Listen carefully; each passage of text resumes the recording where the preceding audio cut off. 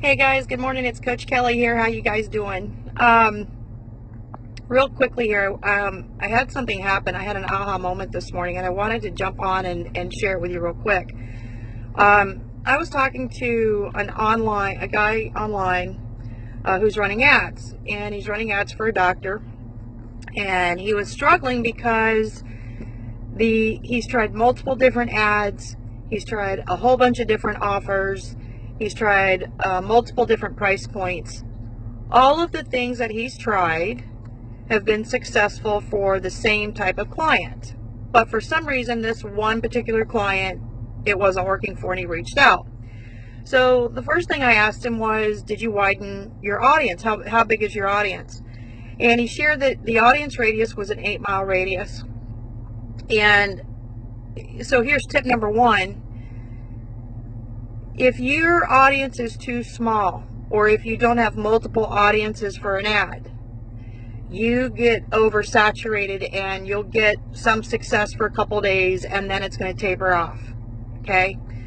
You can run different ads, different offers, but they're basically, you're fishing in the same pond, and you've already reached your saturation point. Okay?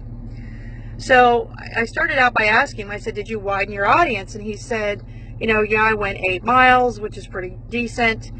And I kept thinking about this, and I'm like, he's down in the trenches. He's in there looking at every single thing that he's doing, and the settings and the details and what he needs to change.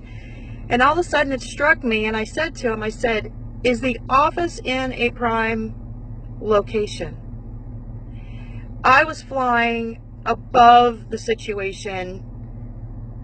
He was in the trenches. He hadn't thought about it, and when he went and looked at the map for the client, he recognized that the client's office location was not in the right demographic, economic status for the type of ad he was running. So basically he's throwing a message out there, but it's the right message, but it's to the wrong audience. So key number one, make sure that your message is in alignment with your audience. The second thing, as I mentioned, make sure that you have multiple audiences that you can go to, because you don't want to get oversaturated. But this was at a deeper level. This was the third thing, and this is my aha moment for me this morning. This is a guy who is really good at what he does. And most of the times,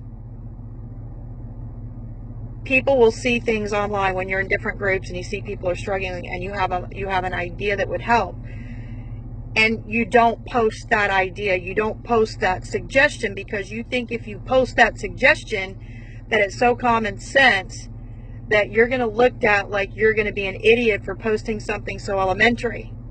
Well, this morning I made a suggestion, and I said, and it was elementary, where's the office located? But for him, it was the turning point, because he realized that he was doing all the things right.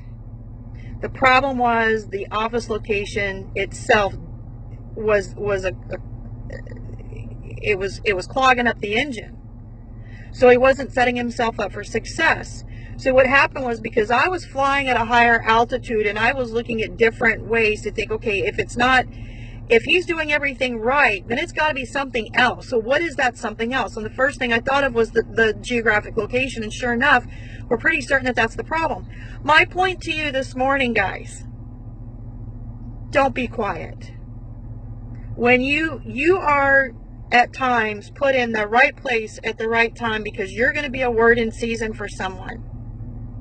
Let me say that again. You are put at certain places very specifically for different reasons.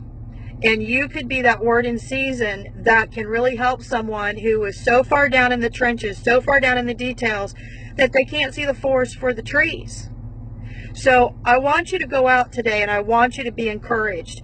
And I want you to be that spark. I want you to be that word in season, that when you see your colleagues, when you see people that are struggling, don't hold back. Be kind, be loving, be empathetic. All right, but go out there and be that word in season, because you may have the key answer that they need at that perfect time, and that's exactly why you're there. All right, so you guys are awesome. I gotta run. I'll talk to you a little bit later today, and go be that word. Take care. Bye-bye.